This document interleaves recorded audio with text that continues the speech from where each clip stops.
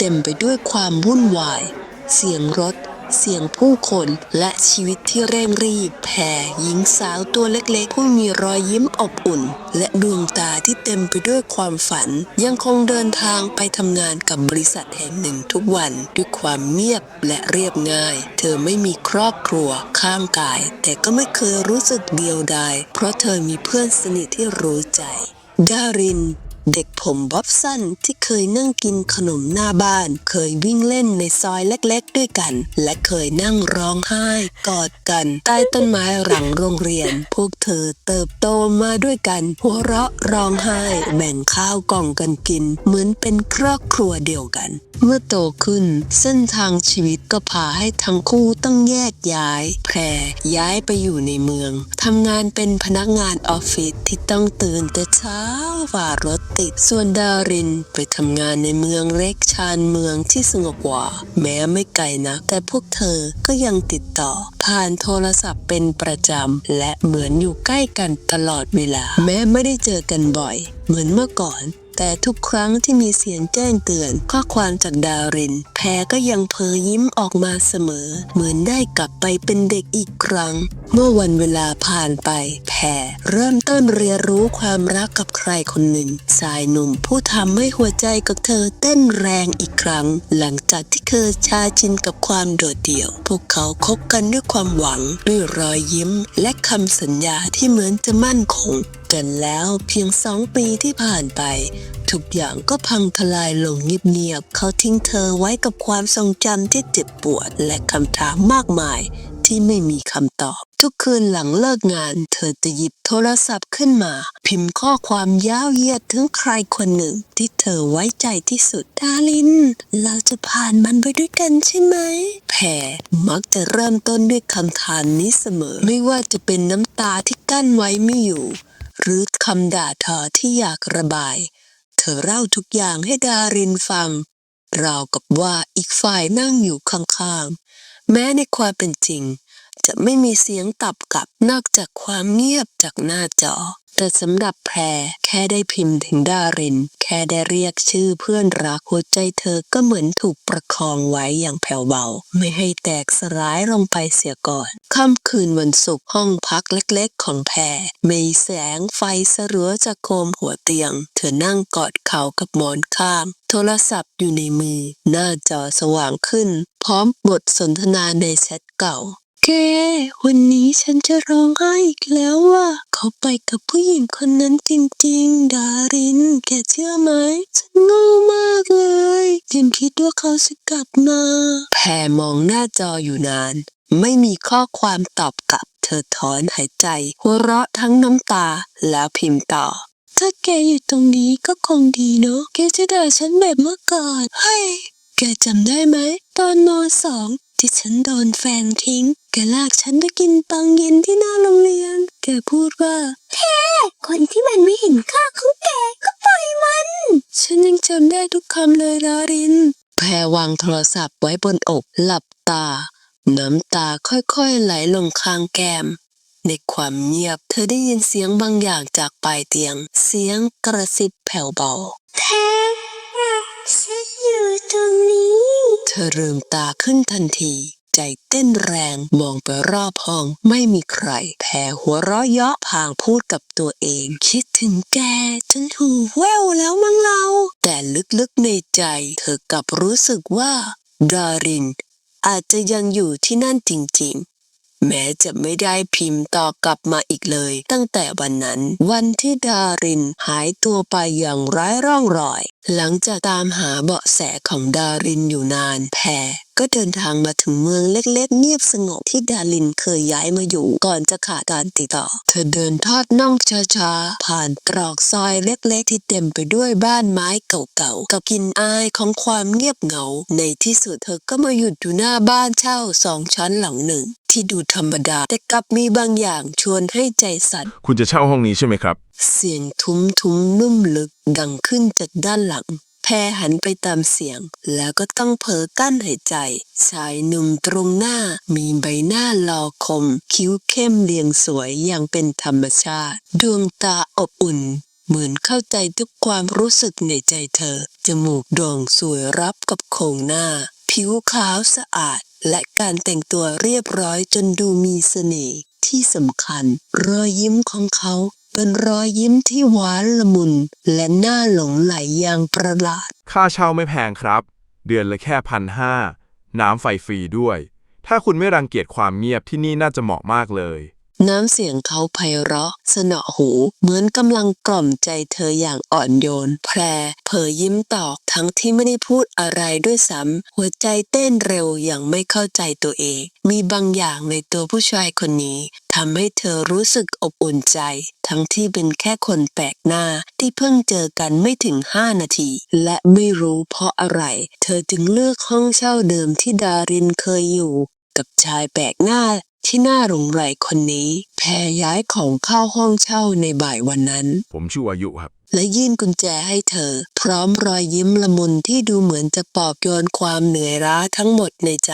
วายุยื่นมือมาจับมือของแพรเบาๆเพื่อส่งกุญแจให้แต่มือของเขาเย็นเฉียบผิดปกติราวกับไม่มีเลือดหล่อเลี้ยงแพรเผลอสะดุ้งเล็กน้อยแต่เขาก็ยิ้มให้ราวกับว่าไม่มีอะไรเกิดขึ้นห้องนี้มีคนอยู่ก่อนหน้านี้ไม่นานเสียงเขานุ่มนวลเหมือนบทกวีแพรชะงักเล็กน้อยก่อนจะถามเบาๆใช่ผู้หญิงที่ชื่อดารินหรือเปล่าคะคุณวายุเงียบไปชั่วอึดใจสายตาเขานิ่งสนิทจนแพรสัมผัสได้ถึงอะไรบางอย่างแล้วเขาก็ยิ้มรอยยิ้มแบบเดิมราวกับปิดความจริงไว้ใต้เปลือกตาอันอ่อนโยนนั้นครับเธอเคยอยู่ที่นี่คนที่เคยอยู่ห้องนี้มักจะรู้สึกมีความสุขในช่วงแรกวายุเอ่ยขึ้นขณะมองลึกเข้าไปในดวงตาของแพรแต่แปลกดีนะที่พวกเขาไม่เคยอยู่นานเกิน1 ปีน้ำเสียงของเขาแฝงในบางอย่างที่ทำให้แพรรู้สึกหนาวสะท้านไปทั่วตัวเขาตอบสั้นและเปลี่ยนเรื่องไปอย่างแนบเนียนค่ำคืนนั้นหลังจากจัดของเสร็จแพรนั่งจิบชาอยู่ริมหน้าต่างบรรยากาศรอบบ้านเงียบงันมีเพียงเสียงใบไม้ไหวกับลมเย็นที่พัดแทรกช่องหน้าต่างไม้เก่าห้องเช่าเล็กๆที่ดูอบอุ่นอย่างประหลาดเหมือนมีใครบางคนคอยเฝ้ามองเธออยู่ตลอดเวลากลางดึกแพรสะดุ้งตื่นจากเสียงฝีเท้าดังขึ้นจากห้องชั้นล่างเธอเดินลงไปเงียบๆแต่กลับพบว่าไฟทุกดวงดับหมดและที่ปลายบันไดไม้มีเงาคนยืนอยู่เธอก้าวถอยหลังโดยอัตโนมัติหัวใจเต้นแรงทันใดนั้นมีคนเคาะประตูช้าๆแพรตะโกนถามใครคะผมเองครับวายุครับแพรเดินเข้าไปเปิดประตูผมเห็นไฟดับแล้วเอาเทียนมาให้ครับเขายิ้มเหมือนทุกอย่างปกติแต่ในแววตานั้นแพรเห็นบางสิ่งที่คล้ายความเศร้าหรืออาจเป็นความกลัวที่ซ่อนลึกมีอะไรผิดปกติหรือเปล่าครับเสียงเขานุ่มนวลเช่นเคยแต่แพรไม่กล้าบอกเงาคนนั้นไม่ใช่เขาเพราะคุณวายุเพิ่งเดินเข้ามาและสิ่งที่ยืนอยู่ตรงปลายบันไดก่อนหน้านั้นก็ยังคงอยู่ในความมืดไม่ได้หายไปแพรยืนตัวแข็งสายตายังจ้องไปยังเงามืดปลายบันไดเธอพยายามเพ่งมองแต่พอคุณวายุเดินเข้ามาใกล้เทียนในมือของเขาก็ส่องวูบผ่านตรงจุดนั้นพอดีไม่มีใครอยู่ตรงนั้นอีกแล้วแพรพยายามบอกตัวเองว่าแสงมันหลอกตาหรือเราคงฝันไปแต่หัวใจเธอเต้นแรงเหมือนกำลังเตือนอะไรบางอย่างคุณแพรพักผ่อนเถอะครับคืนแรกในที่ใหม่มักมีอะไรให้จินตนาการเกินจริงเสมอเสียงคุณวายุนุ่มลึกเหมือนกำลังปลอบแต่ก็เหมือนรู้ว่าเธอเห็นอะไรบางอย่างแพรยิ้มเจือนๆรับเทียนจากเขาแล้วเดินกลับขึ้นห้องอย่างเงียบๆก่อนจะปิดประตูเธอเผลอหันกลับไปมองคุณวายุอีกครั้งเขายืนอยู่ตรงนั้นยิ้มให้อย่างอ่อนโยนคืนนั้นแพรเริ่มฝันแปลกๆในฝันเธอเห็นผู้หญิงคนหนึ่งนั่งร้องไห้อยู่ตรงมุมห้องเสียงหัวเราะเบาๆดังวนอยู่รอบตัวหัวเราะเหมือนสะใจเหมือนเยาะเย้ย เสียงนั้นดังขึ้นเรื่อยๆจนกลายเป็นเสียงกรีดร้องแหลมสูงแพรสะดุ้งตื่นหอบหายใจแรงเหงื่อไหลเต็มหลังทั้งที่อากาศหนาวจัดเธอลุกขึ้นเดินไปยังมุมห้องตรงจุดเดียวกับในฝันพื้นไม้ตรงนั้นโป่งนูนเล็กน้อยเธอเอื้อมมือไปแตะเบาๆไม้เย็นจัดและมีคราบแดงคล้ำจางๆติดอยู่ที่รอยแยกแผลรู้ทันทีว่าที่นี่เคยมีบางอย่างเกิดขึ้นวันรุ่งขึ้นเธอลองถามคุณวายุถึงดารินอีกครั้งแต่เขาเพียงตอบยิ้มว่า เธอย้ายออกไปอย่างกระทันหันไม่มีใครบอกเหตุผลแล้วก็หายไปเลย แล้วคนอื่นๆที่อยู่ห้องนี้ก่อนฉันล่ะคะแพรถามต่อคุณวายุชะงักไปนิดก่อนยิ้มอย่างอ่อนโยนอีกครั้งแต่ในแววตาแพรเริ่มสังเกตเห็นถึงความเศร้าและความเงียบงันที่มากเกินไป คุณแพรคุณเชื่อในสิ่งที่มองไม่เห็นไหมครับ ประโยคนั้นทำให้เธอขนลุกวาบเหมือนเขารู้ว่าเธอเห็นเงานั้นในคืนแรกและอาจรู้มากกว่าที่เขายอมเล่าแผ่นิ่งไปกับคำถามนั้นเธอไม่ตอบแต่ในใจกลับเริ่มรวนความฝันเงาคืนแรกรอยเลือดเปื้อนแดงที่พื้นไม้มันไม่ได้เป็นเพียงจินตนาการเกินจริงอย่างที่ใครว่าคืนนั้นแพรค้นดูเอกสารเก่าๆที่ซุกไว้ในลิ้นชักโต๊ะเธอเจอใบเสร็จค่าเช่าห้องในชื่อดารินพร้อมกระดาษแผ่นหนึ่งที่เขียนด้วยลายมือเร่งรีบตัวหนังสือเบี้ยวและสั่นถ้ามีใครมาเช่าต่อบอกเขาว่าอย่าไว้ใจผู้ชายคนนั้นแพรใจสั่นเธอมองไปรอบห้องหัวใจเต้นถี่เหมือนกำลังถูกจับจ้องระหว่างที่กำลังค้นห้องแพรได้ยินเสียงลูกบิดประตูหมุนเบาๆทั้งที่เธอล็อกประตูไว้แล้วเธอรีบซ่อนเอกสารแล้วปิดไฟทันทีเสียงหมุนลูกบิดหยุดลงตามด้วยเงาใต้ประตูที่ยืนนิ่งอยู่ครู่ใหญ่แพรกั้นหายใจจนเงานั้นค่อยๆเคลื่อนจากไปช้าๆเสียงฝีเท้าดังขึ้นเบาๆอีกครั้งแล้วประตูห้องก็มีเสียงเคาะแพรเดินไปช้าๆเปิดประตูออกพบว่าไม่มีใครแต่มีเทียนเล่มหนึ่งวางอยู่หน้าห้องและใต้เทียนมีกระดาษแผ่นหนึ่งคุณยังไม่พร้อมรู้ความจริงวันถัดมาแพรตัดสินใจแอบสะกดรอยตามวายุเขาไม่ได้ไปทำงานแต่เดินออกนอกหมู่บ้านผ่านทางเปี่ยวเข้าสู่ป่าละเมาะหลังหมู่บ้านแพรตามจนถึงกระท่อมหลังเล็กๆเก่าโทรมเธอแอบมองจากพุ่มไม้ภายในกระท่อมมีโต๊ะไม้หนึ่งตัวและรูปถ่ายของดารินวางอยู่ตรงกลางรอบข้างมีเทียนจุดล้อมรอบเป็นวงกลมเหมือนบูชาหรือเรียกบางอย่างกลับมาบนโต๊ะนั้นมีสมุดบันทึกเล่มเล็กแพรแอบอ่านขณะที่วายุกำลังทำพิธีกรรมบางอย่างวันที่5วายุบอกรักฉันแต่ดวงตาเขาเหมือนไม่มีชีวิตวันที่12เขาต้องการให้ฉันอยู่ตรงที่นี่ตลอดไปและฉันไม่อาจทนเขาไม่ใช่มนุษย์วันที่15ส่งข้อความถึงแพรไม่มีคำตอบวันนี้อาจเป็นวันสุดท้ายคืนนี้ฉันต้องหนีเขารู้ว่าฉันจะไปทันใดนั้นวายุหันควับมาทางเธอแม้เขาจะไม่ได้เห็นเธอชัดๆแต่แววตานั้นเหมือนรู้ว่าเธออยู่ที่นั่นแพรรีบบินหนีหัวใจเต้นแรงปอดร้อนรูปแต่ในหัวมีคำถามผุดขึ้นมาไม่หยุดวายุบูชาดารินทำไมในคืนนั้นแพรได้ยินเสียงบางอย่างในห้องอีกครั้งเสียงหัวเราะเหมือนในฝันแต่ครั้งนี้ชัดเจนและใกล้มากแล้วเธอก็ได้ยินเสียงกระซิบข้างหูแพรเขาไม่ใช่คนแพรหันควับไม่มีใครเธอสบตาตัวเองในกระจกแต่ภาพสะท้อนของเธอไม่ได้อยู่คนเดียวมีเงาผู้หญิงคนหนึ่งยืนอยู่ข้างหลังใบหน้าเหมือนดารินแต่มองเธอด้วยแววตาเศร้าและเสียงกระซิบดังขึ้นอีกครั้งฉันยังไปไหนไม่ได้จนกว่าเธอจะรู้ว่าเขาทำอะไรกับฉัน คืนสุดท้าย แพรไม่อาจทนอยู่เฉยได้อีกต่อไป หลังจากเห็นเงาของดารินในกระจก เธอตัดสินใจเผชิญหน้ากับวายุ ผู้ชายที่อบอุ่นเกินจริง เธอกลับถึงห้องในยามดึก แต่ห้องของวายุที่อยู่ติดกันกลับเปิดอยู่ แสงไฟสลัวลอดออกมา แพรเดินเข้าไปมือสั่น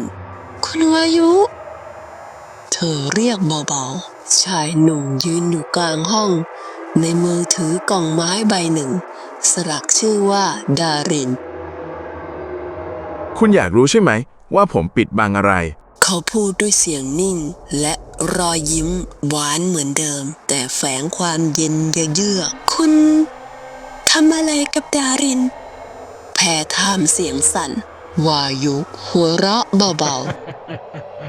ผมไม่ได้ฆ่าเธอ ๆ เขาเดินช้าๆเข้ามาใกล้ ผมแค่รักเธอมากไปหน่อย แพรถอยหลัง1 ก้าว คุณบอกว่าดารินหายไปเองเหรอ วายุเปิดกล่องไม้